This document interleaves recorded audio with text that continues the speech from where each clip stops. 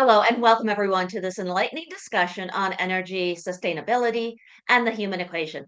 We are making an equitable energy transition today through literature on this panel and navigate through some of the very intricate ideas that are connecting sustainability and equity in our world and the future of energy with our distinguished panelists. Now, I have to note that NJ Ayuk was uh, scheduled to join us. Unfortunately, travel plans got in the way. So we're going to do a special conversation with him on the side for the book fest.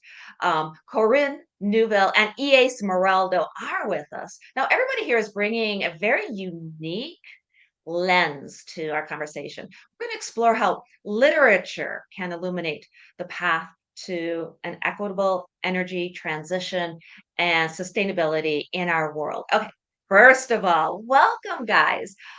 EA, I'm going to start with you, and then Korynn, I'll ask you the same thing. Could you just tell us a little bit about yourselves and your book, please?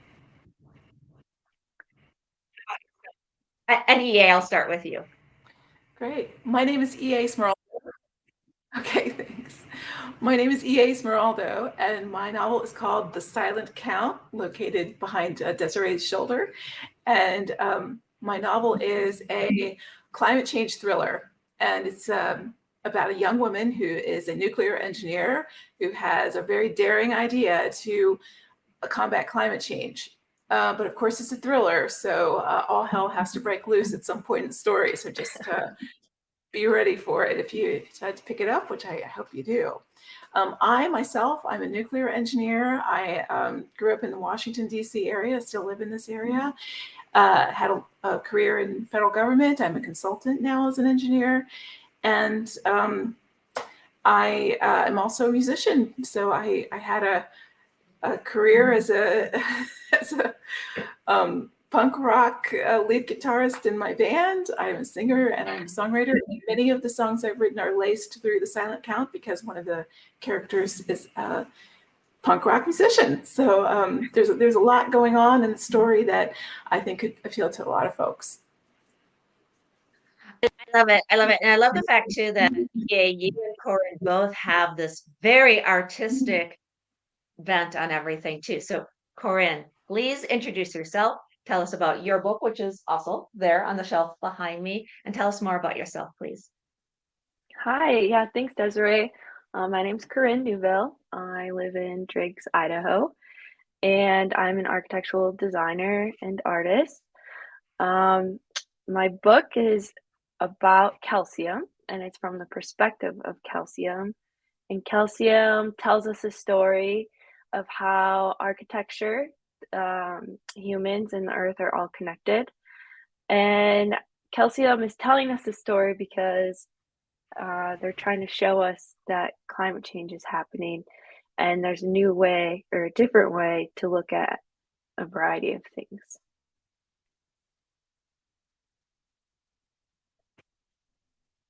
Sorry, I had to unmute myself. I was paging through your book, and Yeah, whenever I do, I can't help myself, Korynn, because the art is lovely, the message is beautiful and profound. And so I just wanted everybody to get a look at that. And you are a visual artist as well, right? yeah. I chose to make this book as visual as possible because I'm a very visual person, and words do inspire me, but I love imagining. Absolutely. Okay, so I'm gonna throw this out for this first question for you both to tell us why a book? Why did you choose to spread your message through literature? And EA, I'll go to you first to answer that.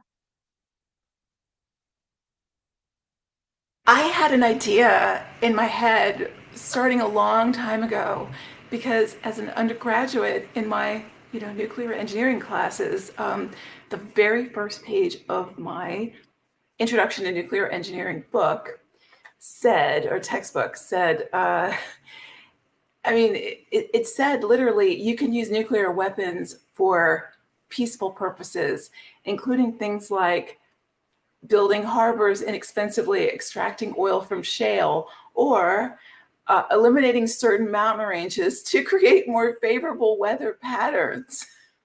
And I thought, why alert the media? Why hasn't anyone done anything about this? Or I had all these ideas for a science fiction story in my head about this, and time went on and no one ever did anything. And then the climate change story became bigger and bigger. And I thought, well, how about, coming up with a novel where, I could, a little bit of a satire, because face it, we're not going to use a nuclear weapon to do this, although it is real science and it could actually work, at least temporarily.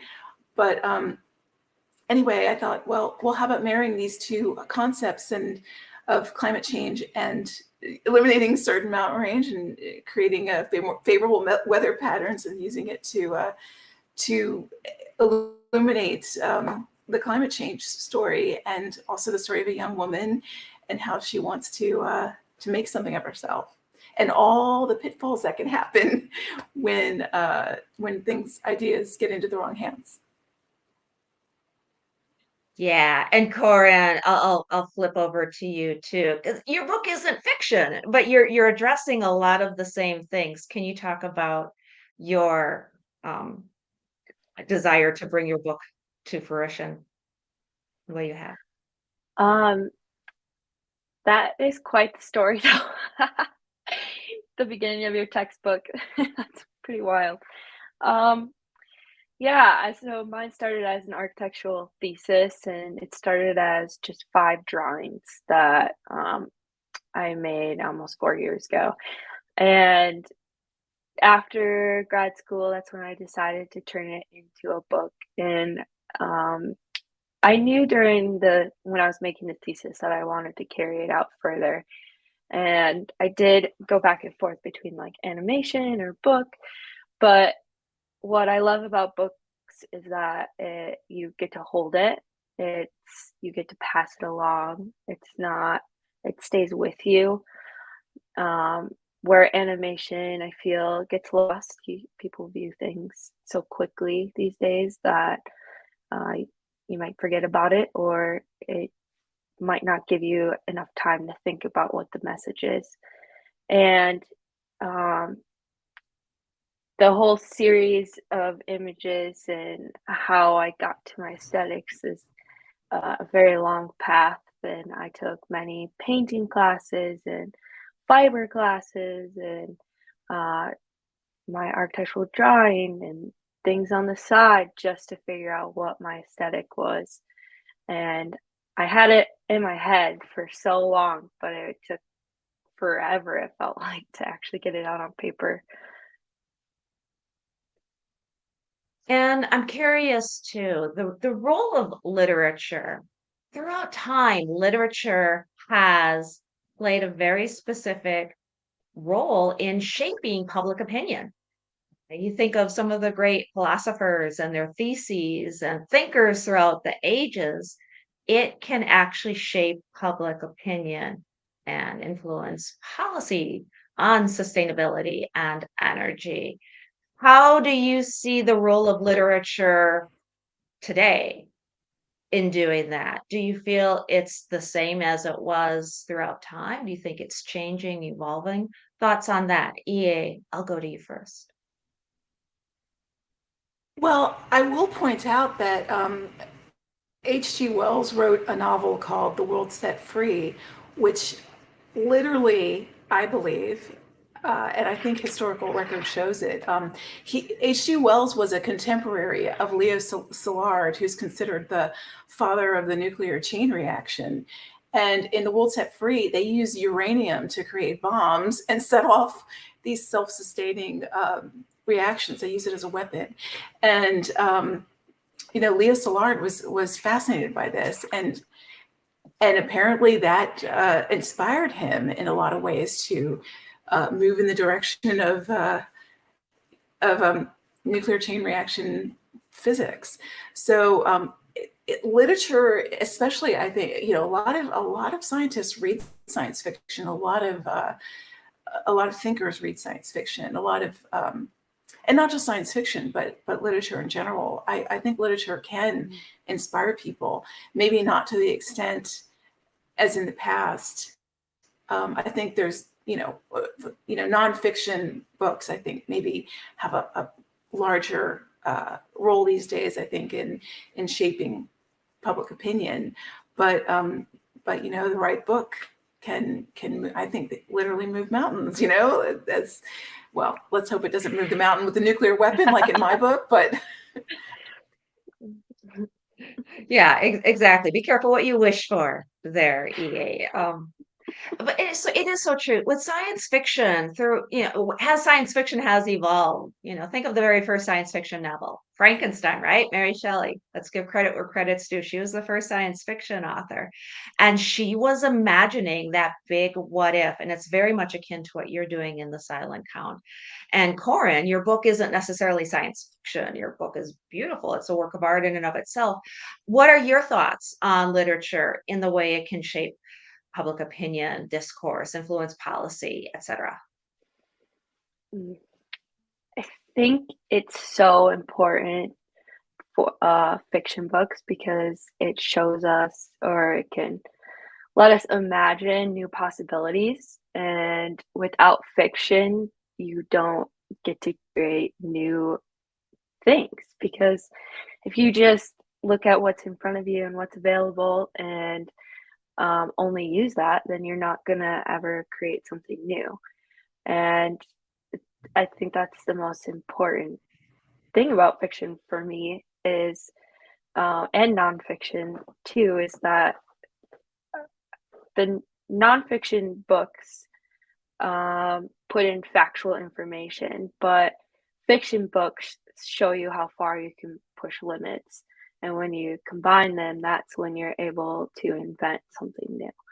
And that is something that I play with in my book, the nonfiction and the fiction, because it's maybe we don't have a new solution for concrete right now, because concrete is one of the major materials that pollute and create the most emissions. But if we just say, nope, no concrete, there's nothing that can replace it, then we're never going to figure out something new.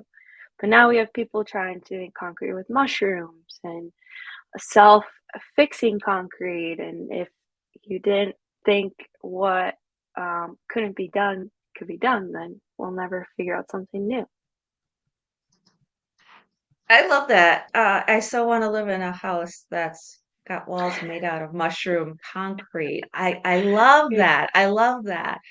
And yeah, I'm going to dig a little bit deeper with you there on the perspective of calcium, because that's the element you chose to Mm-hmm. kind of see the world through the eyes of calcium, as calcium had eyes.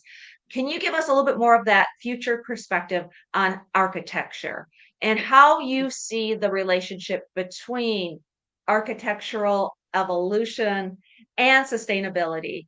Can you talk Mm-hmm. more about that, Korynn? Yeah, so architecture is roughly 38% of emissions, specifically the construction process.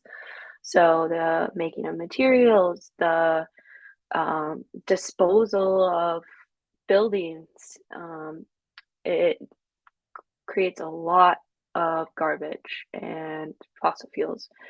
And what architects need to start doing, and we need to start thinking about the lifespan of a building from the making of a specific material to the death of that material. And those materials need to be able to be recycled, renewed, reused.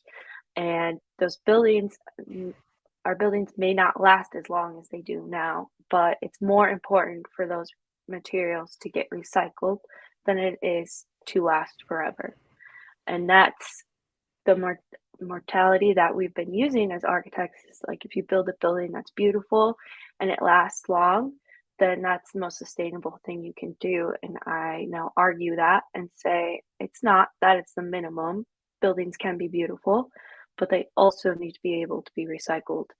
And the materials that are being used within the building need to be non-toxic to humans. They need to evoke positive energy and emotions, and that's something we definitely learned through the pandemic, that our interiors have so much effect on us.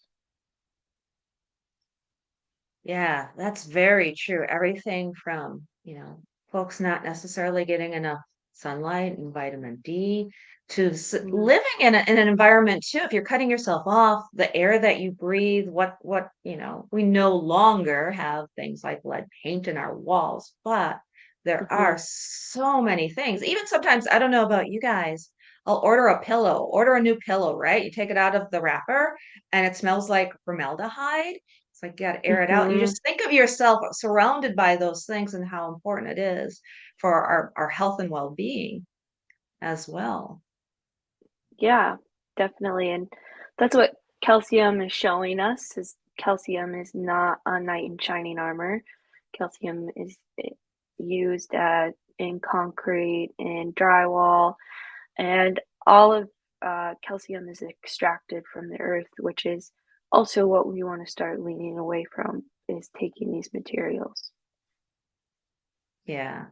And then I'm gonna weave in some of the ethical considerations and some of the things that sound really scary because EA is terrifying us with her premise of her novel. But again, sometimes you need those wake-up calls. Yet at the same time, nuclear energy is actually one of the cleanest. It's just it scares so many people. EA, if you don't mind me putting you on the spot to talk about, some of the things that we're using and changing how we use building, construction, energy, etc. Changing that and some of the scary things that maybe it shouldn't necessarily be so scary, right? Thoughts there. Well, nuclear energy doesn't release greenhouse gases into the air, which is a plus. People do talk about the waste it generates. I'm a believer that we should recycle the spent nuclear fuel. Uh, there is a once through fuel cycle that we have in the United States legally because um, it's a it's a political thing, of course. It's for non-proliferation reasons. We don't want to do too many cycles of the fuel because the plutonium content increases, or the um, you can use that to make a weapon. So people are concerned about that. But bear in mind that other countries have long-term repositories for nuclear spent fuel. Other countries are building them and operating, I believe, operating them in Sweden, Finland. Um, so other people can do it. This is a technology the United States invented. Perhaps we should go in that direction. Um, Meanwhile, there are new reactors coming online that are more proliferation resistant, and that some say are a lot safer. They have small modular reactors that are coming online, and advanced nuclear designs. And I should point out that in my own consulting, my little neck of the woods here, currently about almost 50% of my work is fusion related. So fusion is, people say, yes, it is far off in the future, but it's not as far off in the future as it had been. And that produces no nuclear waste and no spent fuel. So there's a lot of excitement, I think, in nuclear. There's there the thought of eliminating fossil fuels altogether is something that I think it's a love. People want this and dream of this, but I don't think we're going to head in that direction very immediately. There's a lot of countries that depend on a fossil fuel economy, and they're going to fight this tooth and nail. So as a world, we have to consider that, we need a plan. I don't know that that's going to happen. I don't think anyone can agree on anything, even in our own country. We can't agree on things. So there's, the scary thing, I think, is more we can't come up with a plan. There's a lot of other technologies too that people are working on. People are developing technologies to pull carbon out of the atmosphere. Some people say that we should do that and not worry about fossil fuels, but perhaps it should be both, working on some of the fossil fuels, making things more efficient, using less fossil fuels, and doing that as well. So anyway, nuclear energy, we need a mix. Of course, there's renewables as well, which themselves, they're highly subsidized, which makes them more profitable now. But we have to think about the consequences of those. Batteries, where we get the materials to make the batteries from, those aren't necessarily simple things either. Those have consequences too. Yes. And NJ Ayuk, who unfortunately again wasn't able to join us, that's really the premise of his book, is making a just transition. He's specifically focusing on the people in the African countries because there has been so much to build up oil production there for other countries. And now as everything's transitioning over, the question is that fair for the people? Because people are part of the equation. And it might be easy, to your point, EA, to say, yeah, we need to make this, some people say that we need to make this clean switch over, but it has to be that energy mix. At least for a while, there's that transitionary period. And we have to come to terms with that. It can't be instantaneous. And then you just wonder too, well, will we do enough in time? Because it seems like things are rapidly changing with the climate. And here we are, sometimes arguing about the little things, you know? I'm curious, ladies, with both of you, because you're coming at this from this different perspectives. How do you feel about cross-disciplinary collaborations between your fields and other ancillary fields? In other words, between architecture, engineering, energy, even law and policy. How do you see people collaborating now and in the near future? What do you think needs to be done? And I'll throw that to Korynn first to answer, and then we'll go back to EA. I think it's crucial because, like, EA and I, we come from different areas, but we're yet talking about generally the same thing. And I thought it was nice that you mentioned taking carbon out because that's also what calcium is capable of doing. I mean, even for example, like a lime wash paint for your walls that literally extracts the carbon out of the room. And that's what creates the texture and it holds it within your walls. And so if there's so many possibilities and like we're stating, there's just not a plan yet. But also what calcium is arguing in my book is that we've already lost our planet that we know of. We're going to see changes. Calcium has grieved what we've lost. We now are moving on and accepting that things are going to be different. And that's what I bring in the conversation. We're going to be uncomfortable for a while, and it can't happen fast, right? Because what we're talking about with fossil fuels and people depending on that income and yeah, it's just a big conversation, but it requires everyone in all areas of expertise. And EA, I'll flip it over to you. And because you are a consultant and you're working, I mean, you're in Washington, D.C., you see the politics, you see the decision makers. How do you feel they are coming together? Are they? And how should they be? Oh, they're not. I don't think they are. I do think, though, there is a running theme in my book. We talked about this a little earlier. We touched upon it, but there's a musician in the book who becomes increasingly famous, and he wants to spread the message on sustainability and doing something about the environment and climate change through his music. He supports political candidates that are, campaigns for them, the ones that are pro-environment. He does concerts for for climate change, these kinds of things. And then the other person in the story is a scientist and thinks, well, we just need to go about it from the scientific angle. But going back to, the idea that I think people are inspired by art, movies, music, what they see, the, famous actors and actresses saying, people do listen. So the pop culture, the media, the, art, so forth, that can really get through to people. And when the people change, then maybe society and politicians will follow. I think so many of, a lot of movements we have had in this country started at the grassroots.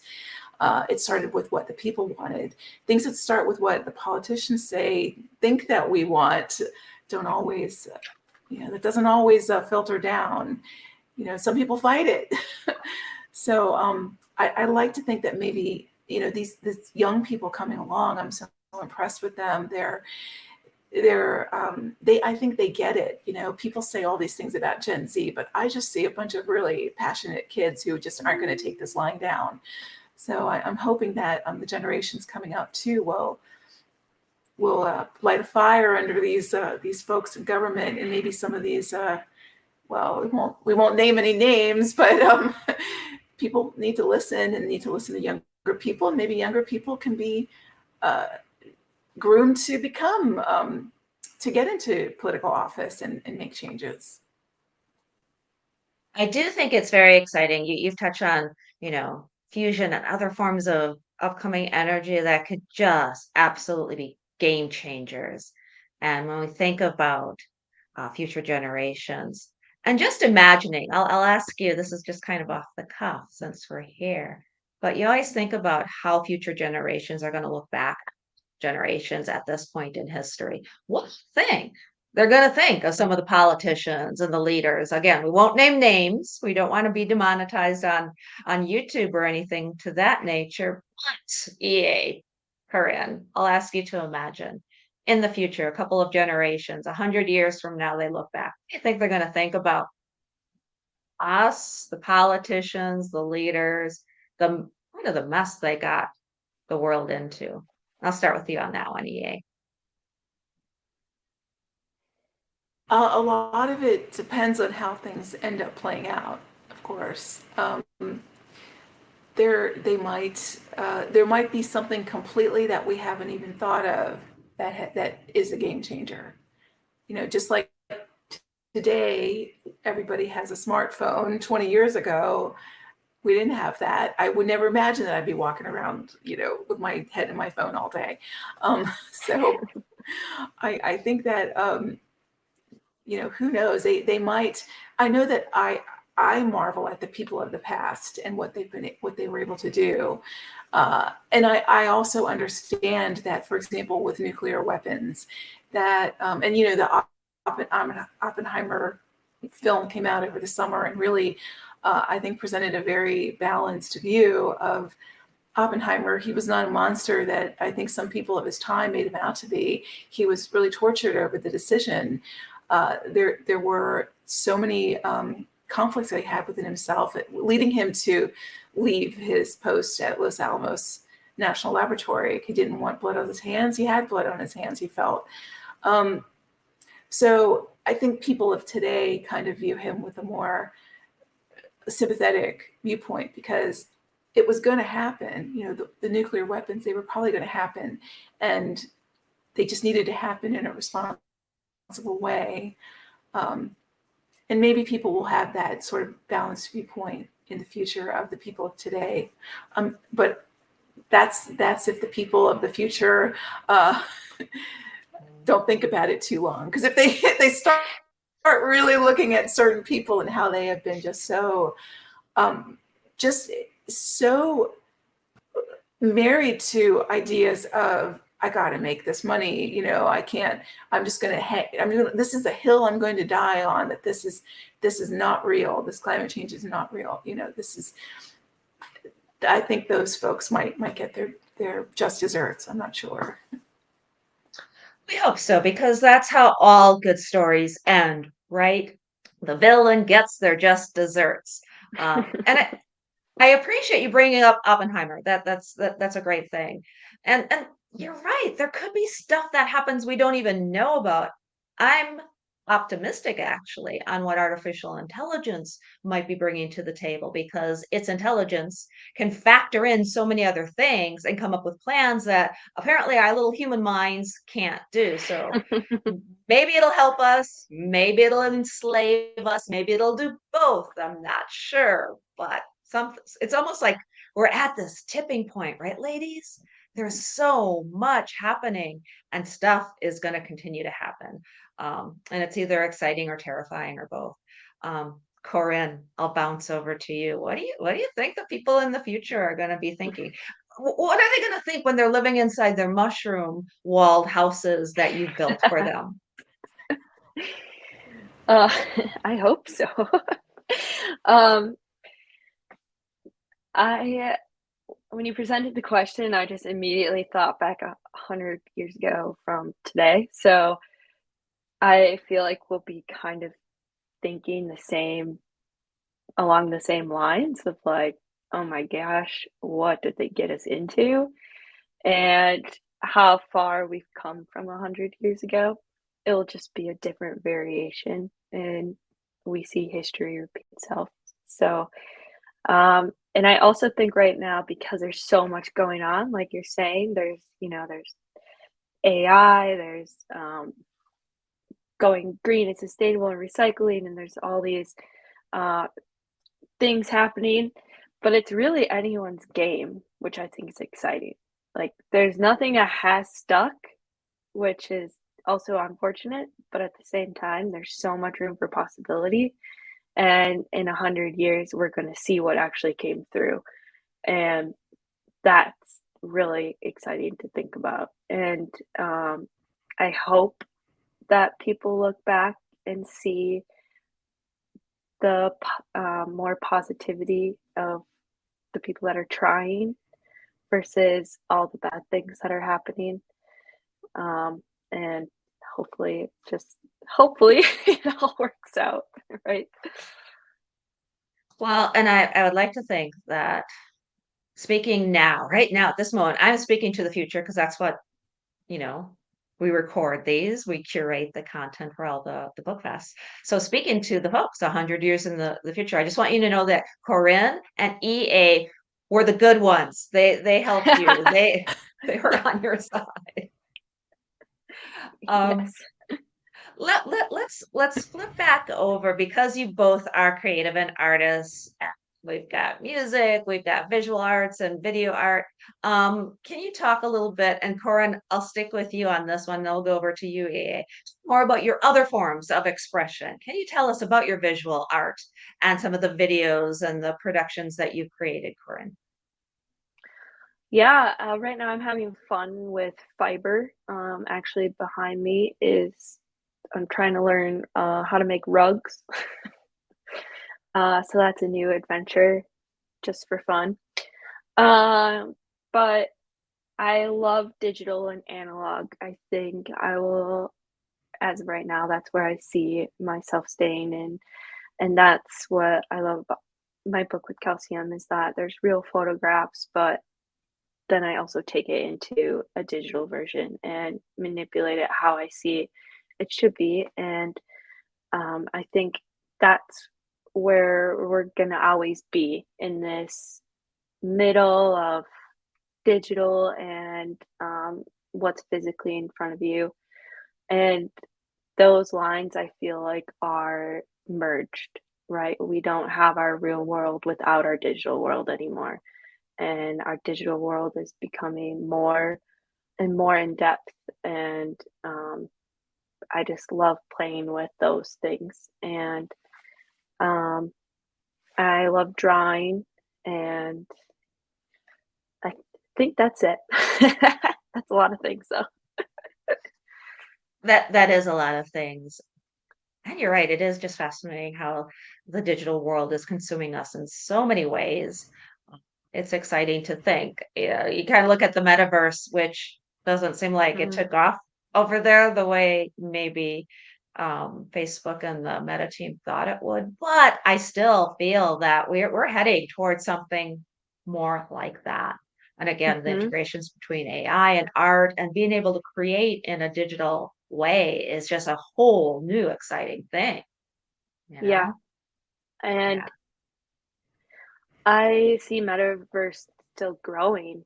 I mean, that's what's scary about it is, let's say our physical world gets so, just daunting and bad that that's where everyone goes, is the Metaverse. We don't know. exactly. It might be our salvation, Mhm, because our ability to really see the and absorb the differences between reality and that digital world, that's a very blurry line for us as human beings. And mhm. that sounds scary, but it could also be our saving grace. Yep. Yeah. EA. Okay, let's go over to the music side because you're a punk rocker and you've already talked about your main character, but can you tell us more about how you express yourself through music and other ways? Well, I guess I'm a guitar playing fool. We should get that out of the way to start with. I've always just when I was a kid, before I even started playing guitar, I would, um, the knobs on our dresser, I would put rubber bands and make little songs out of the sound I would make by pulling the rubber bands. It was crazy. We had an old toy piano with maybe 6 or 7 keys on it, and I'd bang on it all day. So I think it was inevitable that, I would get into music, and and then I would write songs with my cousin and I would write songs together. So this has been a part of my life for a ridiculously long time. And I think that then I did the band thing many years ago, but I did the band thing. I still play, but not like I used to when it was a formal, we were on a pretty decent local label, like another one distributed us. That's a pretty well-known one. I'd licensed the music to TV. It was a very interesting time in the 90s and early 2000s. So I had all these songs, and I continue to write all these songs that never really had a voice or an outlet, and it just seemed this could um, be part of my story in a way. So, and the idea of the different, and I knew so many musicians that were, here I was, musician by night, nuclear engineer by day. I had this weird double life going. Um, and I thought, wow, wouldn't it be interesting to combine this in some way? And that's how that got into the story. Because sometimes you read stories and it has song lyrics in it, and I heard that, well, if you want to use a real song, you have to get permission. That's something AI is not going to do, by the way. But in any case, I thought, I've written all my own songs. Why not just use mine? So that's kind of the genesis of that. But I think anyone who's creative, as you both are, there's just a rage to do. Your mind is always chewing on something.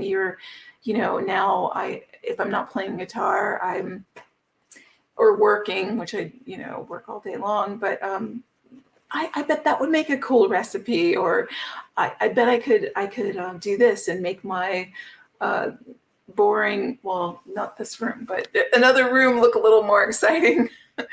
So there's just a rage to create that I think most of us can, and I think that's what the scientific world needs. We need more, people that have a creativity about them to it channels. It doesn't necessarily have to be in one place. It kind of extends to other parts of your life.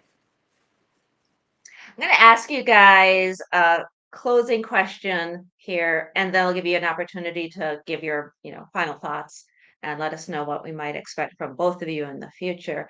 But first, I'm going to ask you this question. I might have asked you both this question already on another conversation, so sorry if it's redundant, but it feels like we're leading into the question of, and your answer cannot be Oprah. Do not say Oprah. She is forbidden.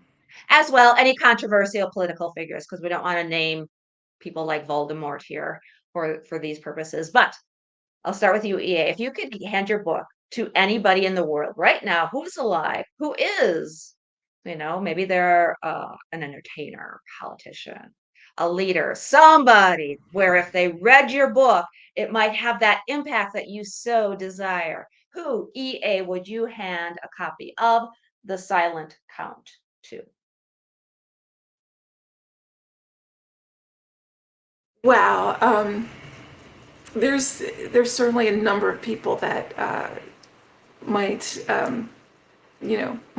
might be triggered by it, maybe. um, so I won't name those names, but I always wondered about Al Gore, former Vice President Al Gore, who's been quite an environmentalist over the years. Um, he I wonder sometimes what would have become of the world if things had gone a little different in 2000. Let's not get into that.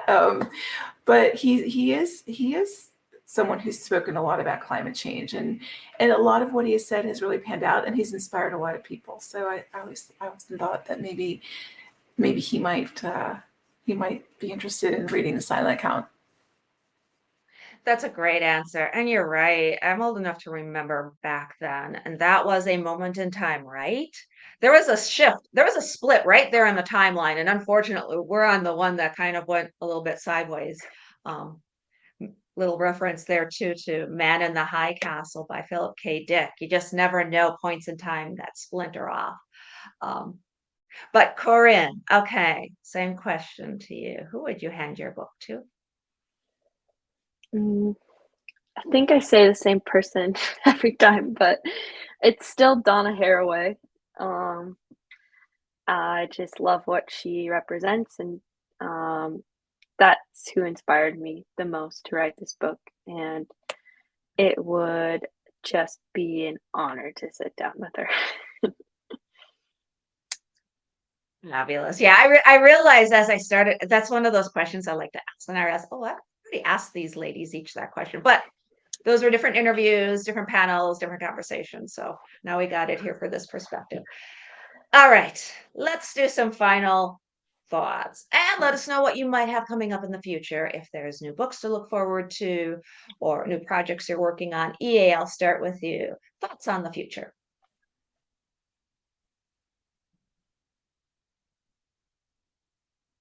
The Silent Count will have a sequel at some point, but the sequel isn't quite there yet.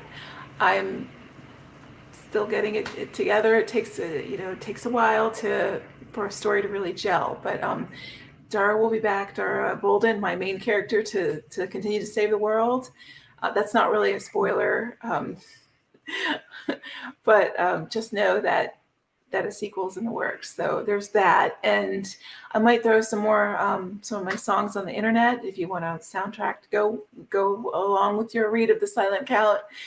And yeah, just